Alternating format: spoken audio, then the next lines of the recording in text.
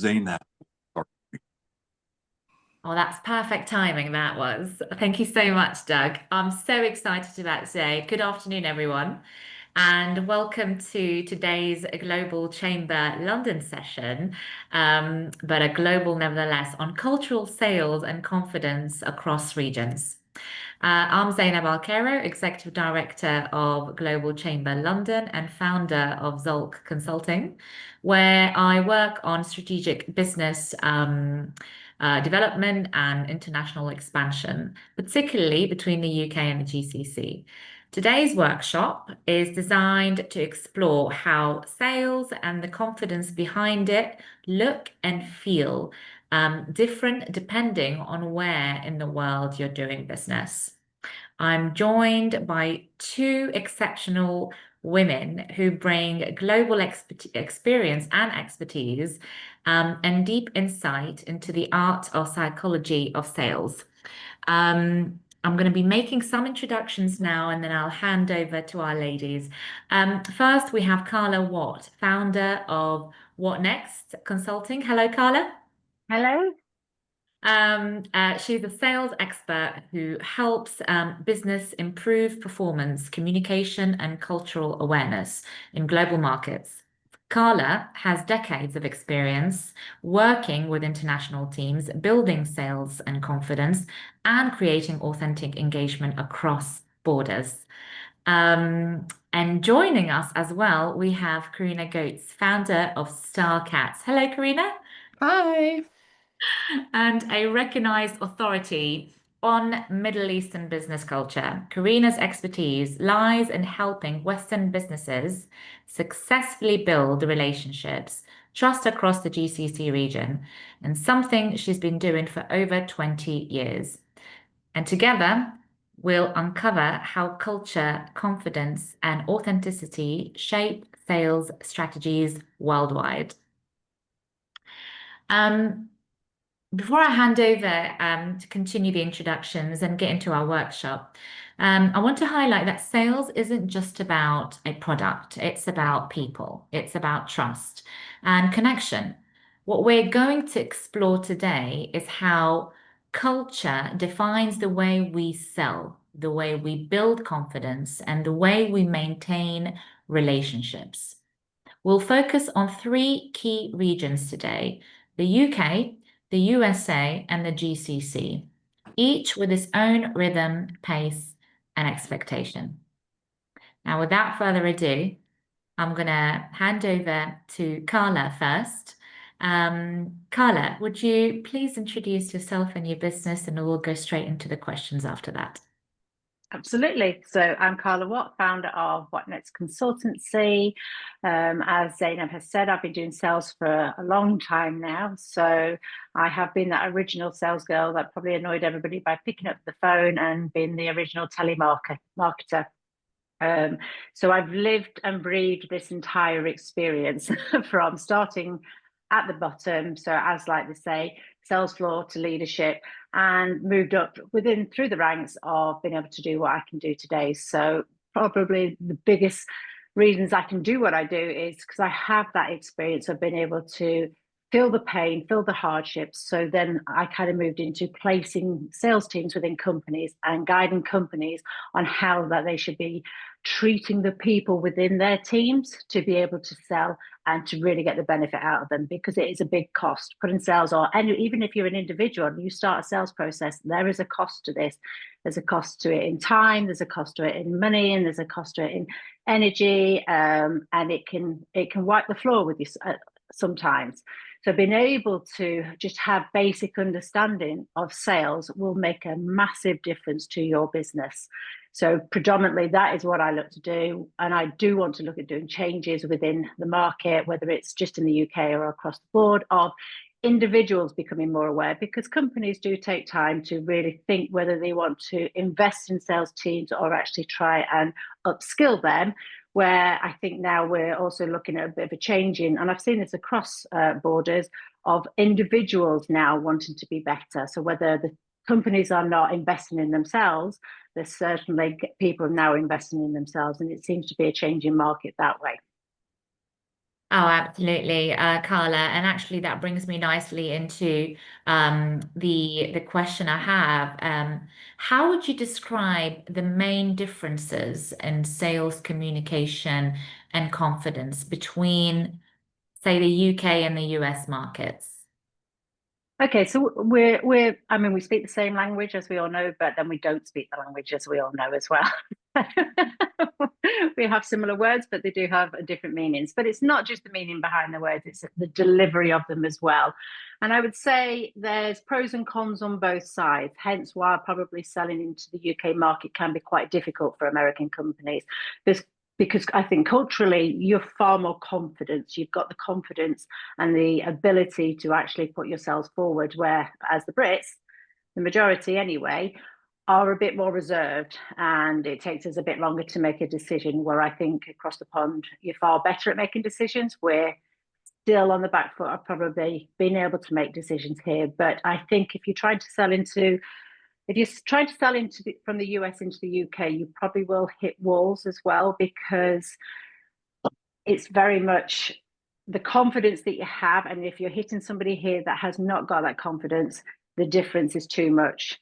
So sometimes it's not just about culture, it's also about the where somebody is in their sales process and who you're selling to and the journey that they're on. And I've always said to people across the borders, get to know the person and actually listen. Listening to somebody will get you further than actually trying to pitch and say how great your product is, because at the end of the day, we're all human and you have no idea what's going on in somebody's lives and where they are, to get to know them. And the best way to do that is have the confidence in yourself to be able to listen to somebody and not just go, and then carry on with what you're trying to say. You're too busy thinking about what you're trying to say. Those are the biggest blocks I'm seeing at the moment. And those are the barriers that I try and break down to say, let's have a listen. You can listen for a sale.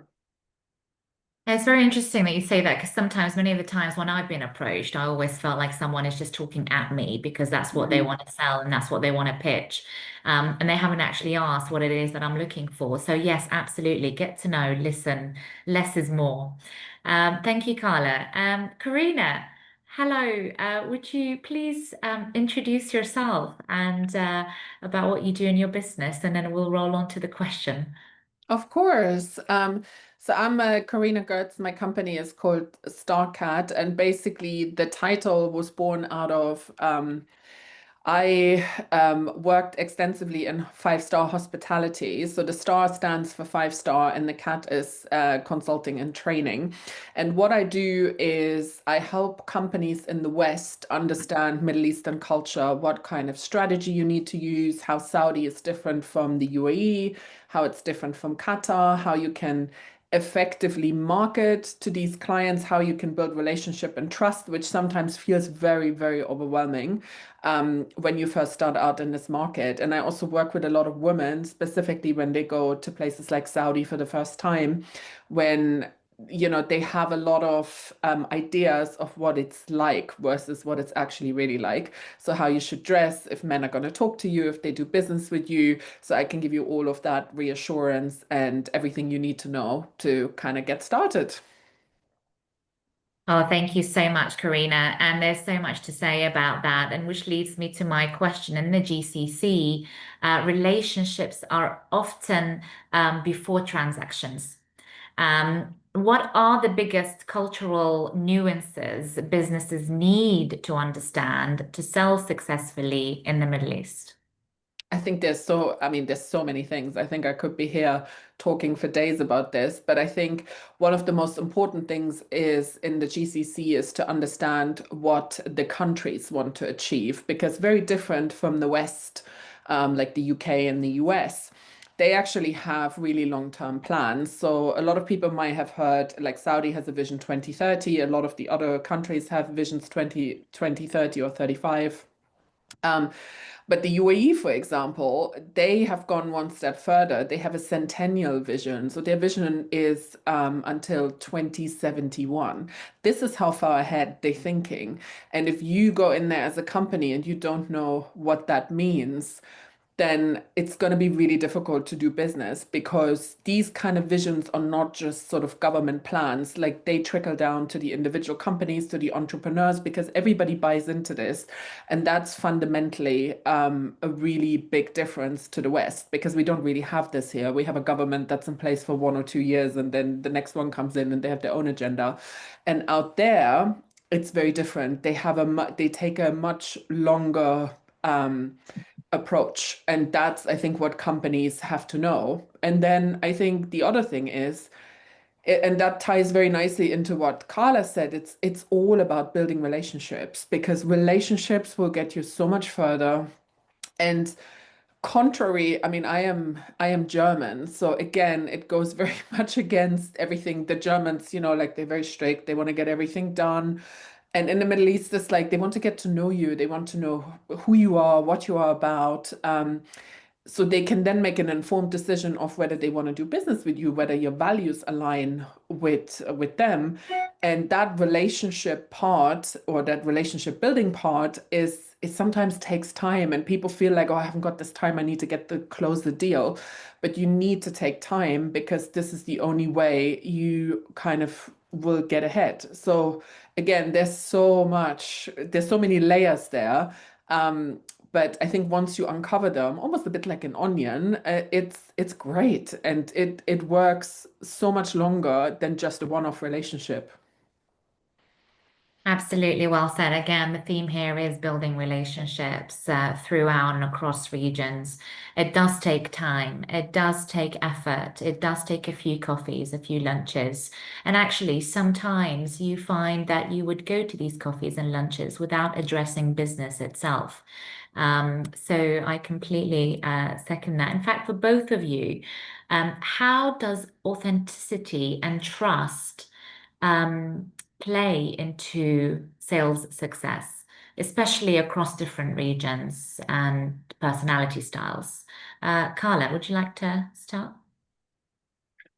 Yes, good question. I think it's key. It's really, really key.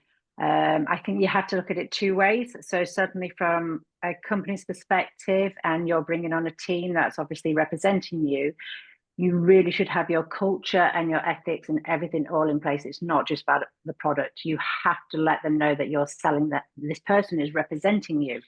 So you have to really make sure that you have given them the culture and what you stand for and where it all came from. There's always a story to tell. How the company started, why it's where it is now, and give them all the tools that they need to be authentic about what they are selling into and what somebody could potentially be buying into. People prefer honesty, because you can make mistakes, and if you're an honest person, you truly want to sort that out, you can rectify that. Now, if you've already lost the trust, that's going to be a harder sell completely. But the second part of that would be for the individuals that are actually out there trying to sell your products, or if you're a business owner trying to sell yourself, be honest. If you can't commit to something, be honest about it, because there's no point over committing to something and underperforming. To recover from that is going to be detrimental, and it's not going to help you anyway. And certainly as an individual selling from a company's perspective, also have integrity in yourself. So believe in the product, believe in the company that you're with, but also believe in yourself, because the person is actually going to be buying from you.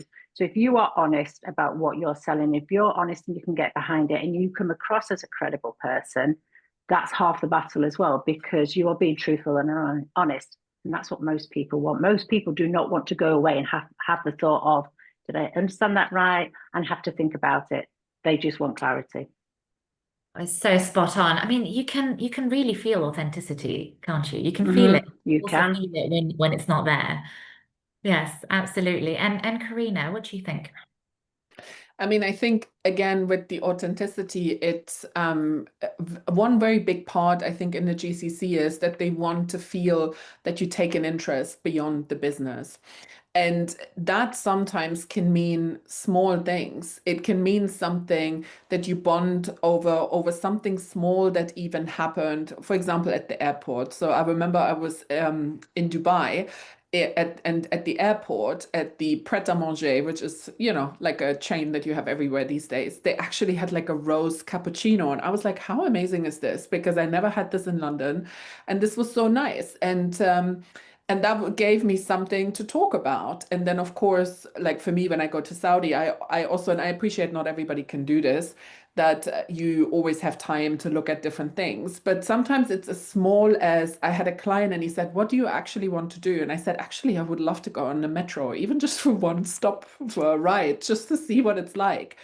And then I had something else to talk with somebody else. And they were like, yeah, this is amazing. I haven't even been on there.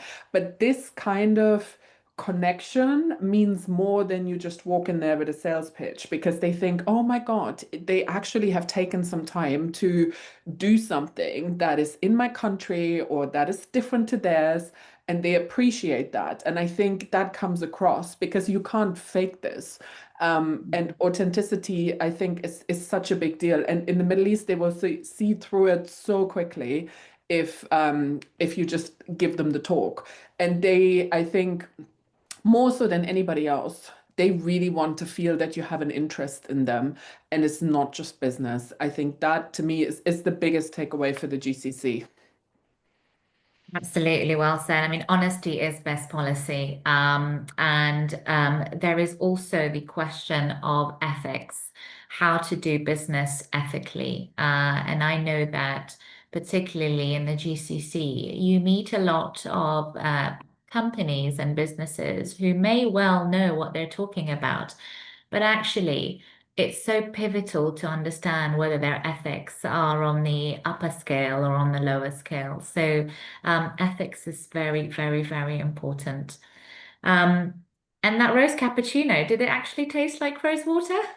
It was really nice, you know, and it was really funny because a lot of the Western people then said to me, we didn't even know there was such thing as like rose stuff in the GCC. And it was so funny because I had been to a place called Taif and they have rose season and it's phenomenal. And people just didn't know. I mean, my own dad was like, what do you mean? I thought you're going to the desert. I was like, no. So Taif is absolutely beautiful. Taif is an area in Saudi Arabia that's about 2,500 meters above land, and it's where rose water and rose fields are from. Indeed, yes, it's beautiful. Um, Carla, cold sales versus warm sales. How can professionals build confidence when reaching out to prospects they've never met before? It's always going to be a hard ask because it's just everybody's block, everybody's fears. You can sit in a training program for as long as you like of somebody giving you the correct way to answer, the correct things to say. You've got your pitch perfect, you've got great confidence.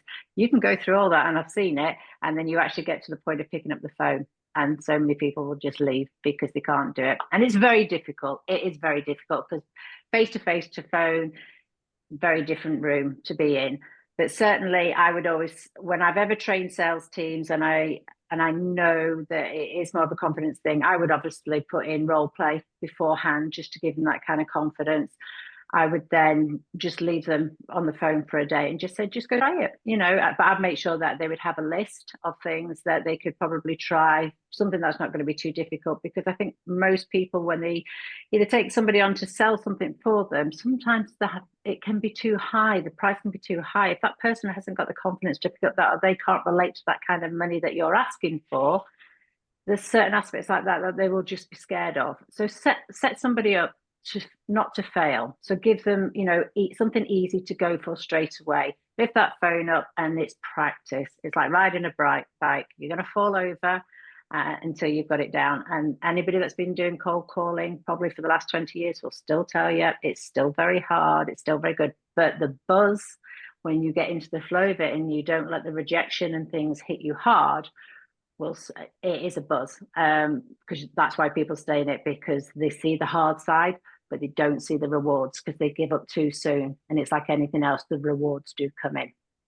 And does What Next provide training for sales? So you said that you would sort of leave them on the phone for a day. Is there an actual structure to this? Is there a way of doing it? So normally when I am approached by companies, I would say I'd have to do a sales audit first for you. So I would have a look, because sometimes you may only have one or two things that may not just be working, things that are. So I would look at the companies, do a complete sales audit, and that will be through your tech, that will be through your positioning, that will be through your training, because certainly lots of companies don't train. They think a 20-minute presentation of their product is enough, and it's not even close to being enough. And then you wonder why your sales aren't coming in, the targets are too high. So yes, I would go in and look at what they've received and then say, this is the plan. Absolutely. We'll sit them down, train them. It's like hand holding. These are for the bigger companies I'll do this for. It is like hand holding. Or if I'm individuals that are just starting out themselves and they've found themselves setting up their own businesses, and I will coach them on that, and I'll set them the targets for them. So I'm a bit more of like accountability in that way, but I can do one-to-one and a bit of role play and say, like, go and do this and come back and we'll have a conversation then. So things like that can be done, yes. It is a tough one though, isn't it? It's a tough game to be in. I mean, doing those calls, those sales calls, that you would get a lot of rejections. I mean, I've been one of those people who just said, not today, sorry, and I had to hang up. So there needs to be that sort of resilience as part of that training. Would you say that's the case? Totally the case. And you reframe. So a lot of people talk about reframing things. Reframe this cold calling. So when people say I've had 100 rejections or I've had 50 rejections, if I was just, so I'll say to a team, okay, so your goal, if I told you from the data that I had in front of me that you were going to hit a target by the time you've got to 100, so you knew you had to make 100 calls and you're going to get to that target. 99 doesn't seem so hard, does it? Because you're getting closer. I'll have another no. I'll have another no, another no. I'm getting closer to my yes. Okay. Because that's pretty much what it is. You just reframe it. So get to your yes. Right now, I've had 50 no's. That means I'm closer to that yes. And if you are then probably 500 no's down the line and you're thinking, I've still not got to a yes, this isn't working, you should be hitting your 100 and thinking, right, what is not working? What do I need to try now? Reframe that. Okay. And then it's like a beta test. Everybody in sales will beta test. It will be a case of, right, I'll do 50 calls like this, and I'll do 50 calls like this, and I'll take the results. Biggest advice ever in setting yourself up this way is hold the data. So when you make a start, hold your data, read your data. That didn't work. Why didn't that work? And go through it like a process like that. Remove, add in. Don't have to change the whole thing. You may just need to tweak. I love that, Carla. Positive thinking, shifting your mindset. And it's absolutely true. It's 50 calls into your yes. That's a really nice mindset to look at it.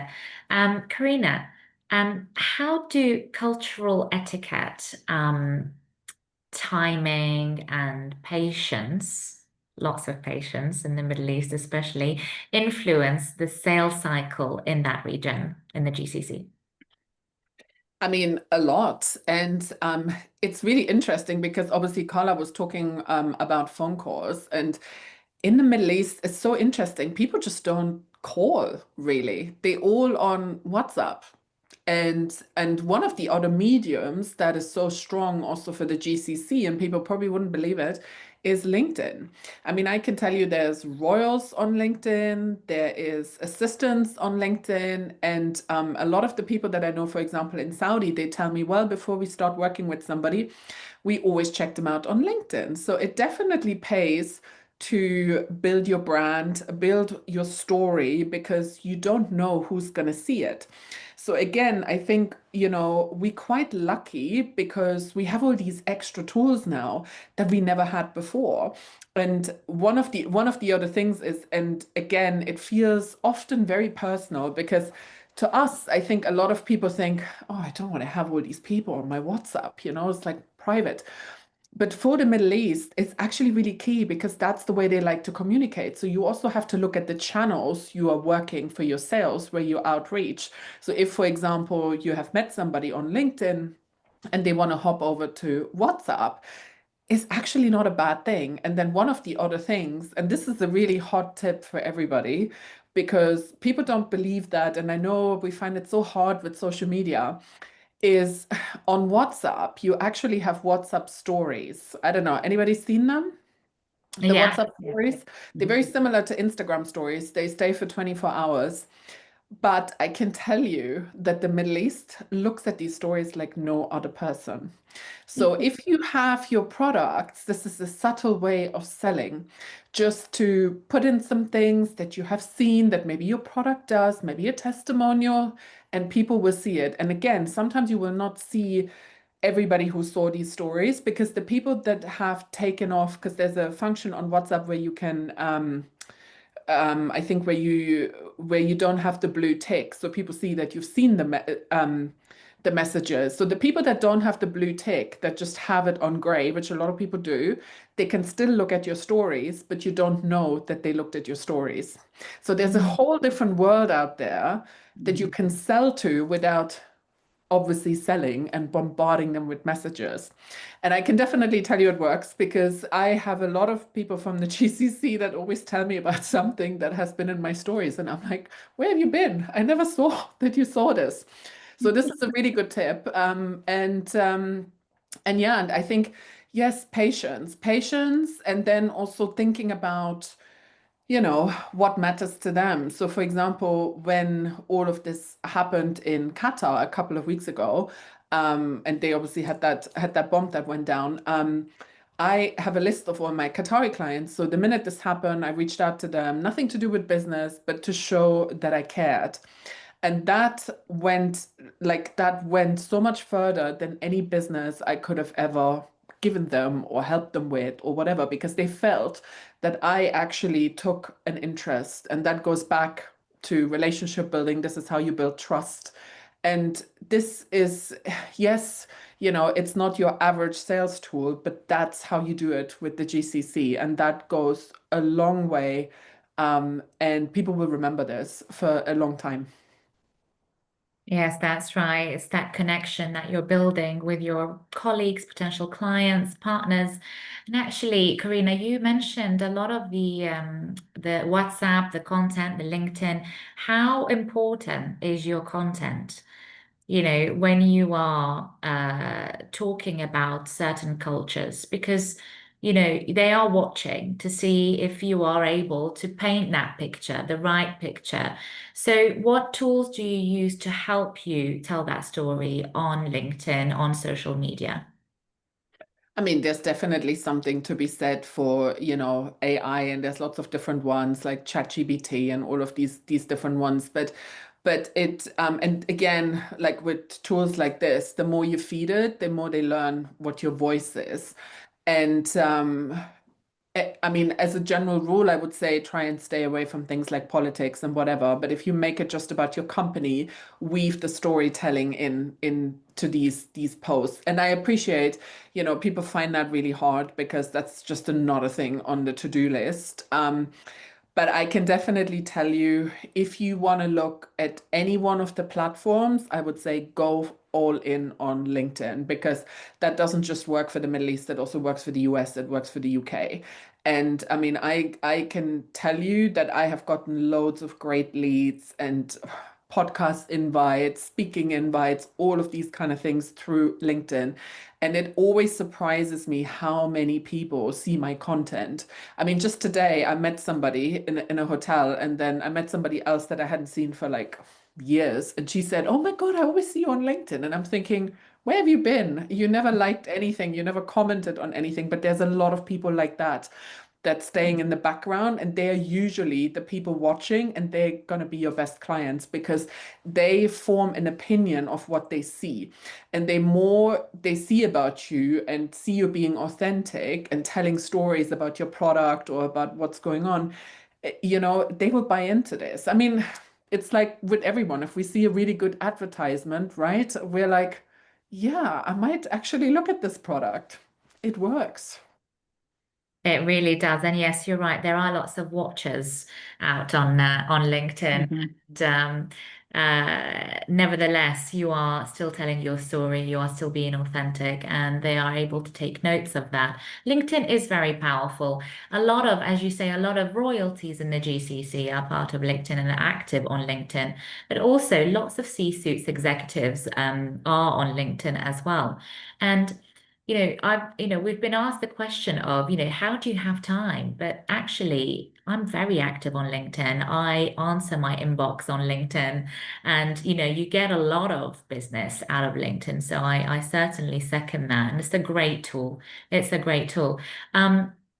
Carla, on the social media aspects and on LinkedIn, how are you finding that, from a business owner's perspective, but also for your business, for sales, how have you found LinkedIn or other social media presence? So for me personally, I think because to sell as a business owner is very different to how I train sales. Yeah. It depends how so that was a whole new learning curve for me because I thought, I know sales, I can do this. And then when I came into doing this for myself, I saw a whole different meaning to sales. And I thought, okay, I now have to approach this. And I went, and like anybody else, I'm always taking training. I'm always after training as well for myself because that's the only way I can then deliver a great service to somebody else. I've got to stay on my game too. So for me, I was never really on social media. I really was not the kind of girl that wanted to be posting all over the place anyway. But I do post on LinkedIn and I have more conversations on LinkedIn. So, or I'll even just through messaging or somebody will reach out to me. Again, like you, I've just done a podcast for somebody. But I would say predominantly for me to get, when I was getting my business off the ground, I networked like mad. I was face to face because I'm more personable. And I think it really depends on your kind of business. So obviously, when I go into a company, I am working alongside people. People have to buy into me, and they have to be able to know that they can work with me, and I'm the right person for them. I'm not just going in there cracking a whip and this is what we've got to do. I make it personal. I look at this, think, right, I really want to get you from here to here because everybody's going to be a lot happy. And if you've got a happy team, you can do that. So for me, networking, getting myself out there and shaking hands, eye to eye contact and building those relationships, because you don't sell overnight. What you do from a sales perspective, and this is whether you're a business owner or not, whatever you do today, you may not see the fruits of anything until 6 months down the line. Sometimes it could be a year down the line, and you'll thinking, where did I meet you?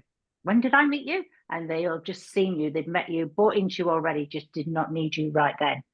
But then it gets to a point, I need somebody that I remember meeting, and it goes right down the chain. So I would say don't stick to one platform. I would say go across the board. But if people don't know you, they will not know your product and they will not be able to buy into you. So the more you put yourself out there, the better it will be for you. Well said. And they both are as efficient and they work very, very well. As you say, it is all part of what type of business you have and what type of sales strategy you have indeed. Thank you both. What advice, and I'm going to make this my final question before we move into the Q&As from our audience today.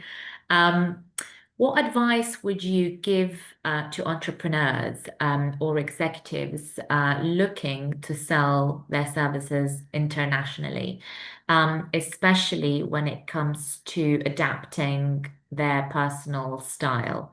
Does anyone want to go first? I'm happy to. Yeah.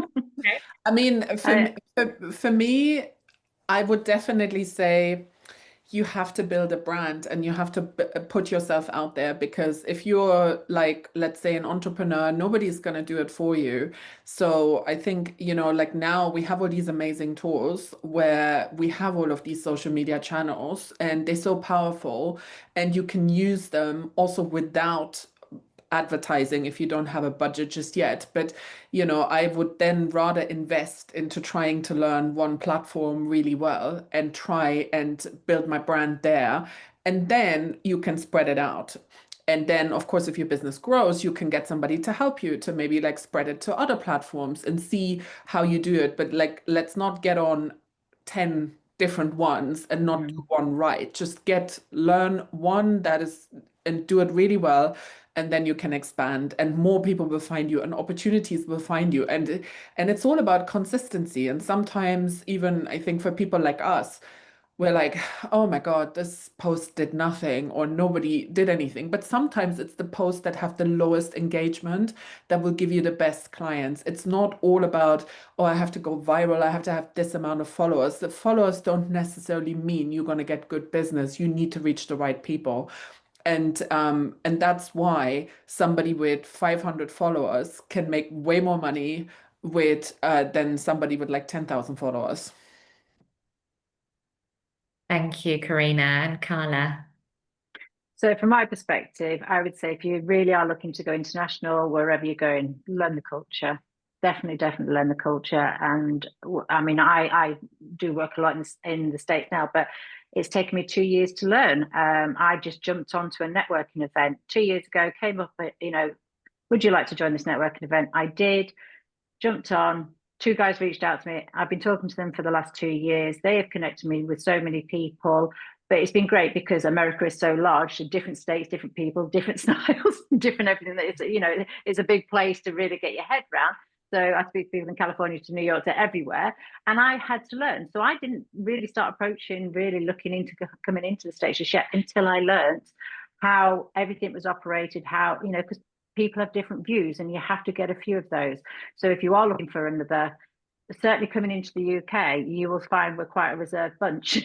It's a case of knock on that door a bit more. It's not always a no until somebody really slams the door in you says no, just keep going as well. I would say that would probably be the biggest tip I could give you. That's great. And certainly in the UK, we like to take our time a little bit more, don't we? We do. Yes. We do need to get over that a little bit as well, I think. We do, because it's not being bombarded. That's just how business is. Yes, it is, and it's overwhelming, and we're not used to it. But I do feel that I think we need to balance it up a bit. We really do. We really do need to say if we're going to commit to something, then definitely commit to it. But again, it's all about listening. If somebody's not listening to you, you're never going to get anywhere. So well said. Thank you both so much. It's been pivotal to hear from you to understand how all of this works really, and there's so much to say about it. I am going to open the floor to our audience, and please feel free to unmute and drop your question. Anyone with a question? Yes. Bueno, hello. I am Luis Villaclara from Barcelona. Thank you very much for the discussion. That has been very interesting. My question is, well, I have been several years with LinkedIn, but really, what would be the best step to start with something really that can be productive in order to get clients for a service company? This is my. Can I just ask, are you on about, so you're saying that you're on LinkedIn at the moment and you're looking for other avenues or similar ways on LinkedIn? I would like to get clients. On LinkedIn?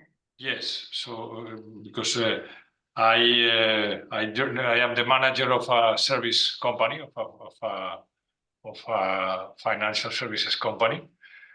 And which do you think would be the best move to start with?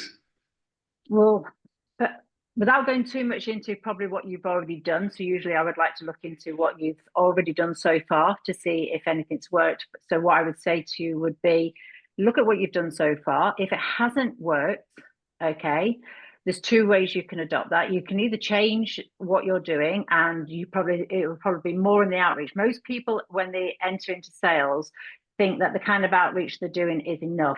I would say 10x that.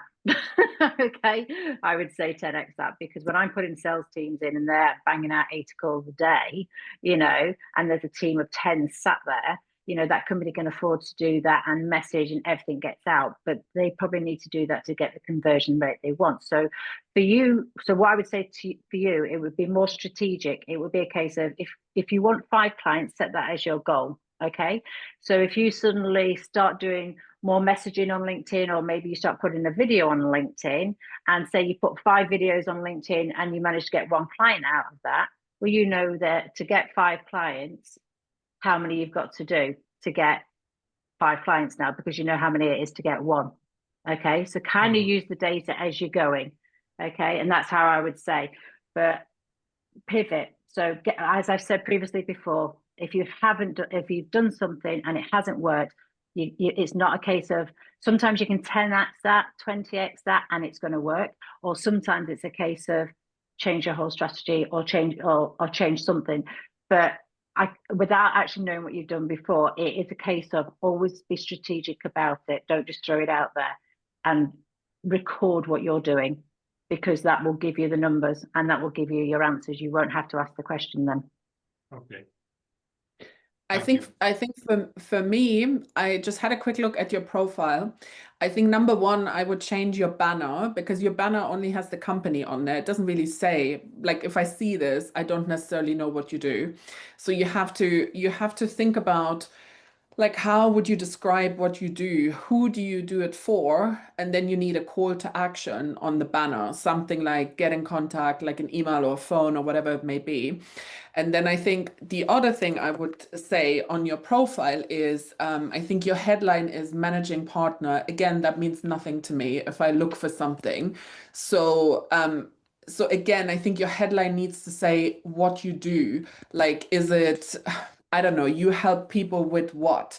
Because that's what people see first. And then I would also say, if you can, post a bit more. Maybe even if you just do 1 post a week, that's more than 1 a month. So, you know, people will see you more. And then if you know who's your ideal client or who's your ideal company, I would then start looking, because you can search the companies and then you can see who works in those companies. And then I would start looking who from these people that work in these companies are active on LinkedIn and do they post? And when they post, I would then start commenting on their posts. So they see you showing up and they see A, what you do once you've changed your title, and then B, they start building almost like a relationship. I know this probably sounds like a lot of work, but you probably don't need more than half an hour a day or every couple of days to do this once you get this down. And exactly what Carla said, if you have a list of your ideal clients, look them up, look the companies up, try and connect with people, and then start building these relationships. And then you will see that things will move much faster. Yeah, thank you very much. Thank you, Louise. Thank you so much. Any other questions here? I see a hand over here. Dr. Christina, can you? Hello. Yes, it's lovely to see you again, Karina. This is wonderful. This information from all 3 of you. I've learned so much so far today. I'm going to backtrack a little bit and get off of the social media question. And I want to talk to you about in your actual practice when you're dealing with people in sales. I know some of the issues that ruin sales have to do with pride. So when you recognize that pride is, how do you get people to recognize that pride is leading the way, and how much vulnerability they can show while saving face and allowing their clients to save face? Such a good question, Dr. Christina. Thank you so much. Karina? Carla? I mean, do you have like a specific sort of example or something? Well, I was thinking about this when both of you earlier were talking about timing. And then from the US perspective, it's like time is money. We've got to get through with this. I'm working with clients in South America right now. And no, again, as you mentioned in your examples, you need to invest in time. And when you get them out of their own cultural vision of pride, how do you do that? I guess I'm asking. So like the US people, got to get in there, let's make the deal, let's do this fast. How do you get them to step out of their comfort zone or negotiate those things? I think Carla. Okay, yeah, Carla, go ahead and then I'll say something after. I'm laughing to Jess because obviously when I've dealt with companies that have sold into the UK and I'm trying to explain to an American company that we're like, whoa, Please don't do that. Yeah. That's way too much. And it is. I'll tell you what it is. Again, it's not listening. It's definitely not listening. And so if they're not listening to who they're trying to sell to, they're not listening across the board because they're just so stuck in this. And yes, time is money, but that doesn't mean you have to be selling. Time, if you're thinking about time and time is money, your investment then is better off in yourself, developing yourself to be able to pitch better and to be able to have better conversations. Yes, everybody says it's a numbers game. It's a numbers game if you've got everything else right, because then your conversion is going to be a hell of a lot better. But also, if you're only playing the numbers game, that's all you're ever going to do. So you're better off saying to people, do you actually get what are your results out of that? Perhaps maybe look at maybe just trying something different, taking a breath now and again, because you must be on the verge of burnout. And I've had these conversations with companies in the USA. You are on burnout, and this is not getting anybody anywhere, and you're not actually progressing, because sometimes selling and you make the sale doesn't mean you're going to retain a customer, because they're just going to come on board. You've sold, great, and it's a churn and burn. It's a standard churn and burn, and your company is never going to actually get any bigger. So it's a good question if you're talking to clients: is your company actually growing, or are you just churning this through? Because it's less expensive to retain a customer than it is to go and get one. Okay, great. Thank you. And I mean, I think for me, I would say you have to really look at the customer, and you have to really look at the culture. And then sometimes you have to take a step back. And this is not easy. And so I'll give you an example. I mean, I am very German. I like to be on time, I like to be early. But with my Middle Eastern clients, this doesn't work. So I had a Saudi client 2 weeks ago, and he said, okay, let's meet at 2. And I knew it wasn't going to be 2, but in the end, it was 6:30. And I had to make that choice. Do I walk away from this and say, "Ugh, this is a waste of my time"? Or do I try and take some work, wait for him and see what happens? That's the approach I took, which again is very un-German. And but what then happened in the end was, when I actually met him, I met his dad, I met his uncle, because they suddenly all came to join. They suddenly all had something to say. I had a whole potential new set of clients. So sometimes you have to leave your mindset outside and say, okay, I'm just going to try a different approach. And it's not easy, because sometimes it cannot be explained. I also trained a German company, and the team there, they were like, oh my God, these Middle Eastern clients, they're so rude. We just don't understand. But all it was that they were very informal versus the Germans were very formal, and they weren't used to this. They're like, oh my God, no, this is just too uncomfortable. So sometimes it's just this disconnect where it pays to be a little bit more flexible. Certainly in the GCC, it's probably not as bad with the UK and the US, but the GCC is a whole different level of flexibility. But it pays off long term, because once you have these relationships, you get referrals left, right, and center, because people trust you and you become their go-to person, and you end up with way more clients than you anticipated. And I think that's worth it sometimes, to bend your own standards a little bit. Thank you. Thank you both. Thank you, because that's so well said. It's really about investing your time in those relationships. It truly is. We've got time actually for 2 more questions, I would say. Any other questions here? Is that Eddie? Can't hear you, Eddie. Still can't hear you. Can you hear me now? Yes. Okay, sorry about that. Great presentation. I'm a sales and business development consultant here in North America, and I help a lot of companies here export out, and then a lot of countries from APEC export into North America. So everything that you're talking about is extremely relevant, and I agree with. A question I have is in regards um, to social media and metrics. I agree, focusing on a platform such as LinkedIn is the right idea. And I also agree from my experience that you don't always see the traction that you're getting. People do come in and just they're involved by watching and consuming, but you don't see any reaction. So in your experiences, how do you gauge success along the way? Because, you know, it can get very expensive if you're creating content, if you have somebody helping you market your content. And if it's going to take 6 months to a year to get results, which is potentially expected, how do you gauge success in those initial months to say, yeah, we're on the right track or we're not on the right track?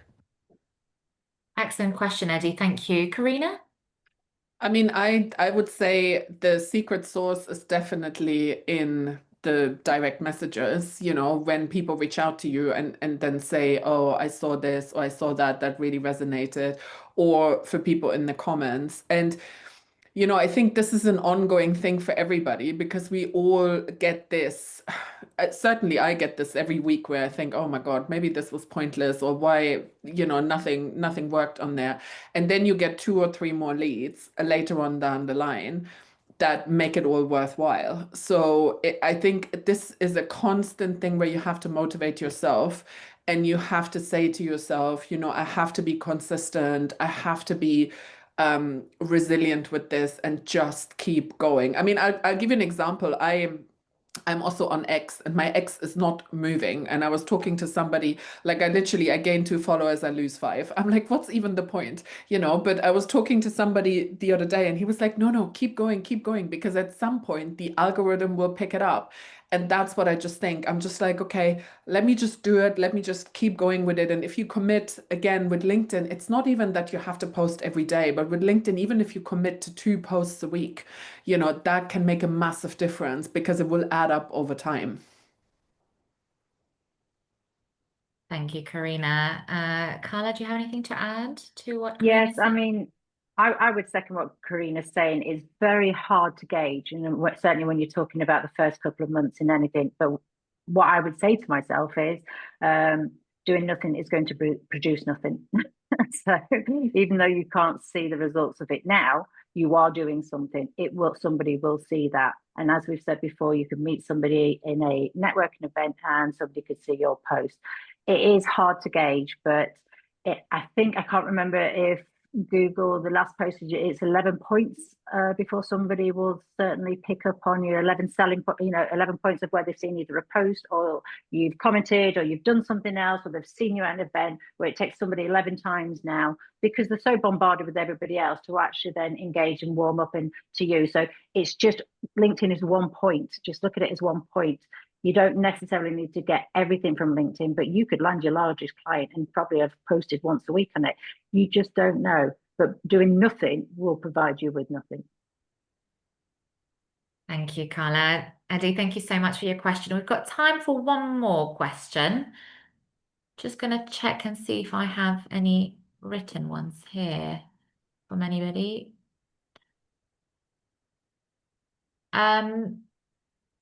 We've got one here in the inbox. I'm going to read it out. What's your advice for professionals who aren't naturally confident sellers? I guess without sounding salesy, right? Yes. Okay, Carla? Well, I mean, this is not a pitch, but I would say go and get advice. Even if you had 1 hour, 1 hour of somebody that has done this for so long can just set your mind into the right direction to go and see. Hopefully you've picked some pointers up from this. So if you've managed to gain something just from doing this session or speaking to people that have done this for a long time and you've gained knowledge in that, take it to the next level. You know, at whatever level you're at, somebody's always been mentored by somebody else. There's always levels to go with. And even if you can't afford somebody full time, 1 hour could absolutely change your life and just put you on the right and save you 6 months. You know, so even if you've got friends that have done it, reach out to them, have the conversations, just be honest about where you are and what you need. Thank you so much, Carla. It's pivotal to invest in yourself as well. If you feel that this is an area where you are working in, that you excel at, you love it, but you know you're not very confident, invest in yourself. Get the expertise, get the right people on your side. Absolutely. Karina? I mean, I agree with all of you, but I also heard in some of the trainings that I have done that you should reframe your mind and see sales as a service, because you're essentially providing a service, you're solving a problem that somebody else has. So they are essentially, it's not about selling that product, but that product actually solves a massive problem for somebody. So if you can reframe that in your mind, I think that might make it a lot easier. That's well said. So again, we're talking about reframing your mind, shifting the idea. And yes, it is that you are providing a service. Absolutely. It really is. Thank you both so much. I don't think we have any more questions, and I don't think we have time for any more. Doug, is there anything you'd like to add before we close? I have a page full of notes. This is amazing. You guys are just extraordinary, just rock stars. Thank you so much. And Zainab, you are an amazing facilitator. Thank you so much. You're so calm and mindful and intelligent, and the way you brought us through on really such essential topics. All of these things that are related to all these things you guys talked about, and somehow you covered it in 57 minutes. So thank you so much for all of you, Karina and Carla and Zainab. I'll turn it back to you, Zainab, for anything else that's coming up. I know you've got some fun things coming up in London, don't you? Oh, we have great things in London happening. In fact, this is all about local connections here, and I will definitely go into those through my LinkedIn as well. So you might see some of those, but we will absolutely be very active, especially making plans already for 2026 for the Global Chamber London. So we're very, very excited for that. And I would love to close this session today. Thank you both so much, Carla and Karina, for sharing such incredible insights. And thank you for your expertise. Thank you for making the time. It's been absolutely great having you today with me on this panel. And thank you to all of our participants for engaging with us today. At Global Chamber London, our mission is to help business think globally and act locally. And conversations like this really does help exactly achieve that. We'll share the recording and summary notes after the session. And if you'd like to collaborate, please be in touch and reach out. So thank you, everyone, once again. Thank you all so much. Brilliant. Thank you. Bye. Thank you. Bye-bye.